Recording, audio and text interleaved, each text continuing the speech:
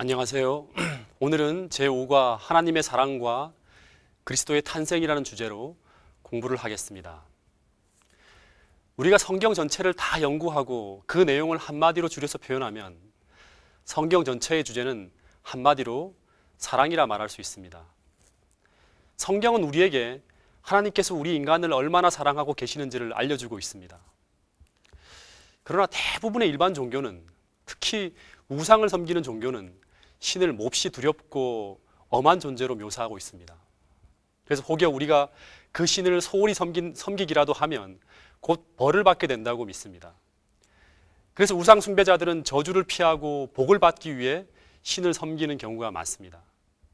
그러나 성경이 말하는 기독교의 하나님은 전혀 그런 분이 아닐 뿐 아니라 성경이 말하는 하나님은 인간과 그 하나님과의 관계를 마치 자식을 지극히 사랑하는 아버지와 그 아들의 관계로 이 하나님과 인간의 관계를 묘사하고 있습니다. 그래서 예수님의 제자 요한은 이 하나님의 사랑을 깨닫고 이렇게 고백합니다. 보라, 아버지께서 어떠한 사랑을 우리에게 주사 하나님의 자녀라 일컬음을 얻게 하셨는고 우리가 그러하도다. 그러므로 세상이 우리를 알지 못함은 그를 알지 못함이니라. 요한일서 3장 1절부터 2절에 나오는 말씀입니다. 그런데 이러한 하나님의 사랑을 하나님께서 온 우주 앞에 의심할 수 없이 확증한 사건이 바로 무슨 사건이냐 그러면 하나님께서 인간을 구원하기 위하여 그 아들을 우리에게 내어주신 십자가 사건이라고 성경은 말합니다. 그 성경 로마서 5장 8절을 보면 우리가 아직 죄인 되었을 때 그리스도께서 우리를 위해 죽으심으로 이렇게 돌아가시는 것이 하나님께서 우리에 대한 자기의 사랑을 확증하는 일이라고 하셨습니다. 또한 요한일서 4장 10절에서는 사랑은 여기 있으니, 이 하나님의 사랑은 여기에서 나타났다고 합니다. 즉 우리가 하나님을 사랑한 것이 아니요 하나님께서 우리를 사랑하사 우리 죄를 속하기 위하여 화목제물로 그 아들을 내보내시는 것이 바로 우리를 향한 하나님의 최선의 사랑이었다고 합니다. 여러분, 이 얼마나 놀라운 말씀입니까? 그 불순종한 자를 구원하기 위해 사랑하는 아들을 죽음에 내어주신 그 놀라운 사랑, 이것은 인간의 상상력으로는 도저히 이해할 수 없는 일입니다. 그런데 하나님에게 있어 우리를 구원하기 위한 방법이 그 온 우주에 오직 그분의 아들을 죽음에 내어주는 이 하나의 방법밖에는 없었을까요? 여러분, 하나님의 법은 어떤 상황에 따라 바뀔 수 있는 그런 법이 결코 아닙니다. 그 하나님의 법은 성경에 보면 하나님께서 완전하게 만드신 법이라고 합니다. 그래서 한번 세워진 법은 다시 고칠 수 없는 것이 하나님의 통치의 원리였습니다. 만약에 이 하나님의 법이 이 상황 저 상황에 따라서 변경되어질 수 있는 것이라면 우주는 대혼란에 빠질 수 있게 됩니다. 그래서 이 선악과를 먹으면 정령 죽으리라고 한 이 법을 깬 아담과 하와는 법에 따라 죽어야 했습니다.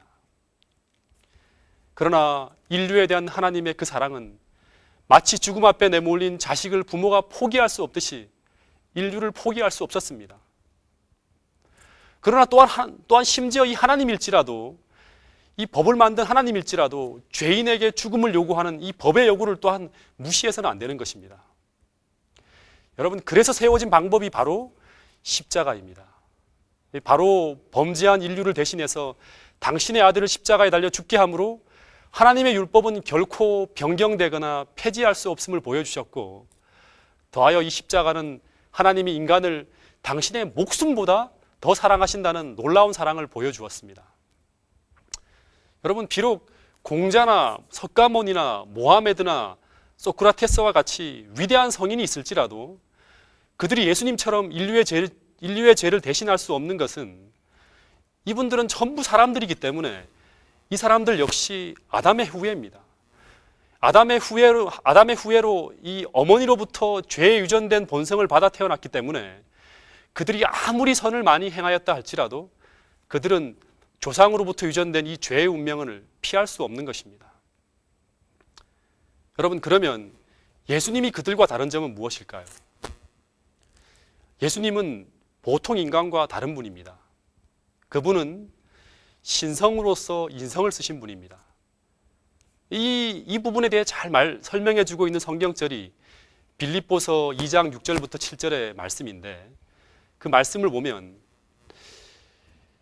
그는 근본 하나님의 본체시나 하나님과 동등됨을 취할 것으로 여기지 아니하시고 오히려 자기를 비어 종의 형체를 가져 사람들과 같이 되신 하나님이셨다고 이야기합니다. 그런 까닭에 인류를 구원할 수 있는 유일한 희망은 온 세상과 온 우주에 바로 예수 그리스도 한 분밖에 없는 것입니다. 사도 베드로는 예루살렘의 수천 명의 대중 앞에서 이 사실을 이렇게 외쳤습니다.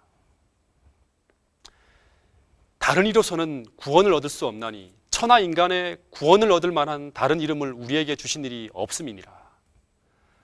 여러분, 그러면 이제 그 하나님의 아들이 어떻게 인간으로 이 땅에 오셨는지를 이제 한번 공부해 보도록 하겠습니다. 그 아시아의 맨 서쪽 지중해 연안에 보면 이 팔레스타인이라는 지방이 있습니다. 근데 지금으로부터 약 2000년 전에 이 지방에 유대나라라는 나라가 있었고, 그 나라의 북쪽 갈릴리 지방에 나사렛이라는 작은 마을이 있었습니다. 그 마을에 요셉이라는 목수가 살았는데, 그는 그 마을에 사는 이 마리아라는 여자와 약혼을 하였습니다. 근데 하루는 이 마리아에게 이상한 소문이 들려와 고민을 하고 있는데, 이 요셉에게, 그런 고민하고 있는 요셉에게 천사가 나타나서 이런 말을 합니다. 다 같이 성경 마태복음 1장 18절부터 20절의 말씀을 한번 보겠습니다. 마리아가 요셉과 정혼하고 동거하기 전에 성령으로 잉태된 것이 나타났더니 그 남편 요셉은 의로운 사람이라 저를 드러내지 아니하고 가만히 끊고자 하여 이 일을 생각할 때 주의 사자가 현몽하여 가로되 다윗의 자손 요셉아, 내 아내 마리아 데려오기를 무서워 말라. 저에게 잉태된 자는 성령으로 된 것이라. 여러분, 처녀가 성령으로 아기를 잉태하는 이 사건은 세상 역사에 단 한 번도 일어난 적이 없는 정말 유일무이한 사건이었습니다. 왜냐하면 하나님의 아들이 인간으로 오시는 사건은 세상에 단 한 번 벌어질 누구도 모방할 수 없는 사건이기 때문입니다. 그러나 이 사건은 이미 700년 전에 성령 이사야서를 통해 이미 예언되어진 사건이었습니다. 이사야 7장 14절을 보면 그러므로 주께서 친히 징조로 너희에게 주실 것이라. 보라, 처녀가 잉태하여 아들을 낳을 것이요 그의 이름을 임마누엘이라 하리라. 여러분, 이 임마누엘이라는 이름은 하나님이 우리와 함께 계심이라는 의미입니다. 그러면 이제 이 하나님이 어떻게 태어나게 되셨는지를 한번 보겠습니다. 시간이 지나갔고 이제 예수님이 탄생하실 때 유대 나라에는 호적 조사가 한창 진행되고 있었습니다. 그래서 이 갈릴리 나사렛에 사는 요셉과 마리아도 새로 호적을 하기 위해서 이 마리아와 요셉의 본적지인 유대 베들레헴으로 가게 되었습니다. 그런데 베들레헴은 이 호적을 하기 위해 몰려든 사람으로 여관과 여인숙은 물론이고 모든 집들이 다 사람으로 채워져 갖고 요셉과 마리아는 이 머무를 곳을 찾지 못하고 어떤 집 마구간에서 밤을 지새게 되었는데, 그런데 그 밤에 예수님이 태어납니다. 그런데 이 아기 예수가 태어날 때 여러분, 이 예수님의 탄생을 축하하기 위해서 준비하고 있었던 사람들은 얼마나 되었을까요?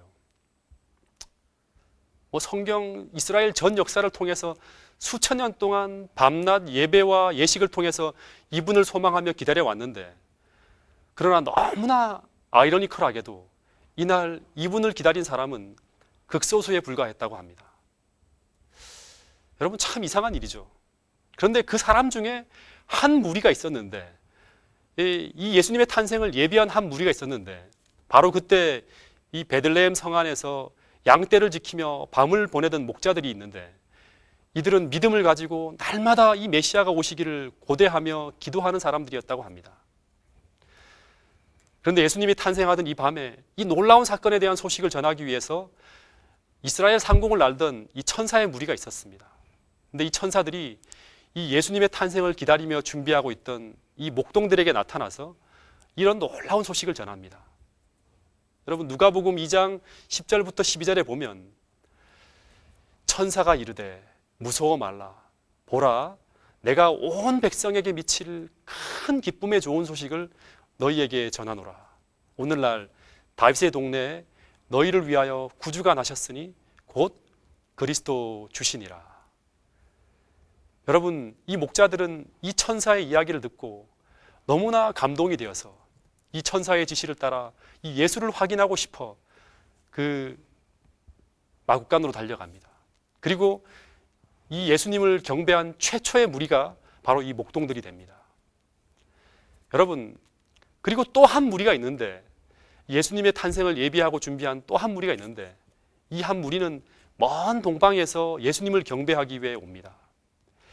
이들은 동방의 훌륭한 박사들이었는데, 이방에서 이분들은 구약 성경을 연구하며 이 메시아의 탄생에 대한 예언을 연구하던 중에 이 메시아가 탄생할 것을 성경을 통해 발견하고 그 적은 빛을 따라서 예수님을 경배하기 위해 이 베들레헴으로 온 사람들이었습니다. 이들은 별을 보고 주님을 찾아왔는데, 여러분, 이 별처럼 보인 이 빛은 하나님의 보냄을 받은 천사의 무리였습니다. 하나님은 이 빛을 쫓는, 이 적은 빛을 쫓는 그들을 계속 인도하여 마침내 그 초라한 외양간에 누워 있는 이 아기 예수 곁으로 이들을 인도하였습니다. 그들은 이 구유에 누워 있는 이 하나님의 아들을 발견하고 그들이 준비해온 황금과 유황과 몰약을 예수님께 드리며 그분을 경배하였습니다. 여러분, 이처럼 구주의 탄생을 기다리며 고대했던 모든 사람들에게 예수님은 축복의 소식이었습니다. 여러분, 오늘 여러분들에게도 이 예수의 탄생이 기쁜 소식이고 축복이 되기를 간절히 바랍니다. 이제 여기까지 제후가 하나님의 사랑과 그리스도의 탄생에 대한 강의를 함께 하였습니다.